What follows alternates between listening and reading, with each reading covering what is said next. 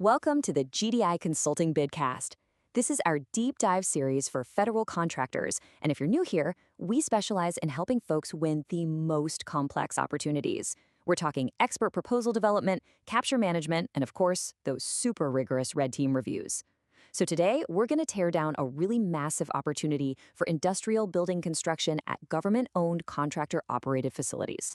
And when I say massive, I really mean it. We're talking about a $5 billion multiple award task order contract, or MATOC. This is a huge program for modernizing the industrial base, and the scale is just, well, it's enormous. Okay, let's get into it. So here's how we're going to break it all down for you. We'll start by decoding the government's kind of unique scoring system. Then we'll talk about the critical pass-fail hurdles you have to clear just to get in the game. From there, we'll dive into the real strategy of maximizing your score, and then we'll wrap it all up with how you can make your proposal absolutely bulletproof and what your next step should be. All right, let's jump right into the evaluation method. The government is using something called the Highest Technically Rated Offer Approach, or HTRO. Now, I want you to think of this less like a traditional proposal and more like a high-stakes, open-book test where you have to show every single bit of your work. You see, this HTRO process, it totally flips the script. Instead of just submitting your proposal and kind of hoping you get a good score, you literally tell the government what your score is based on their own matrix. And then you have to provide overwhelming proof. The government's job isn't to score you, it's just to look at your score and say, yep, we agree, or nope, you didn't prove it. And here are the numbers that really matter. The highest you can possibly score is 19,200 points. But the magic number, the one you really need to burn into your brain, is 15,360. That is the minimum technical threshold. If your final validated score doesn't hit that number, you are not considered qualified. Period. It's really that simple. This quote, and we pulled this directly from the solicitation, it says everything you need to know. This isn't just a suggestion, it is the fundamental rule of this entire game. Every single point you claim has to be backed up by clear, meticulous, and verifiable evidence. Any ambiguity is your worst enemy here. Okay, let's move on. Before you can even start worrying about stacking up those 15,000 plus points, you've got to get past two non-negotiable gatekeepers. These are strict, black and white, pass-fail requirements that are going to weed out a lot of companies right from the get-go. And here they are. First up, bonding capacity. You have to prove, without a doubt, that you can get a $500 million bond for a single task order, and that you have an aggregate capacity of $1.2 billion. Second is your safety record, which is represented by your experience modification rate, or EMR. It has to average 1.0 or less for the last 3 years. If you can't check both of these boxes with formal, official documentation, your proposal just isn't getting evaluated any further. All right, so let's assume you've cleared those pass-fail gates. Awesome. Now we get to the real heart of the proposal, building your score. And this is where strategic project selection becomes absolutely critical if you want to hit that minimum threshold and, actually win.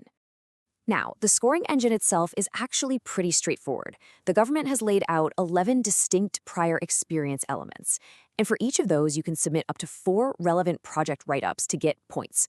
The real strategic challenge here isn't just having the projects. It's about selecting the absolute best for each category, the ones that are the most defensible and clearly meet every single little requirement. So let's look at a concrete example. This is element 4, experience with energetic materials. If you can provide 4 verifiable projects, boom, you claim 400 points. If you have 1, 2, or even 3, you get 200 points. 0 projects, you get 0 points. You're going to see this tiered structure for most of the experience elements. And here's another absolutely critical one, element 10. This is direct experience at a government-owned, contractor-operated ammunition facility. See the pattern? It's the exact same scoring. 4 projects gets you the max 400 points. It's a pretty clear signal of what kind of experience the government really, really values. And as you can see, the required capabilities are incredibly broad, with each of these elements also being worth up to 400 points. I mean, they're looking for everything from your role as a prime contractor, to creating explosive safety plans, to integrating foreign technology, all the way to managing environmental permitting. You've got to have a really diverse and deep portfolio to get a high score. So let's talk about the winning edge. We understand the rules, we know how the scoring works. But look, this isn't just about having the experience. It's about presenting it in a way that's 100% compliant, totally compelling, and leaves absolutely no room for the government to second-guess your score. This is probably the most important question you need to be asking yourself right now. You can build the most beautiful spreadsheet and claim all 19,200 points, but if that government evaluator disagrees with the proof for even one project, your score starts to drop. So how do you manage that risk? And that right there is why an independent, expert red team review isn't just nice to have, it's essential. Think of it as a full dress rehearsal for the real government evaluation.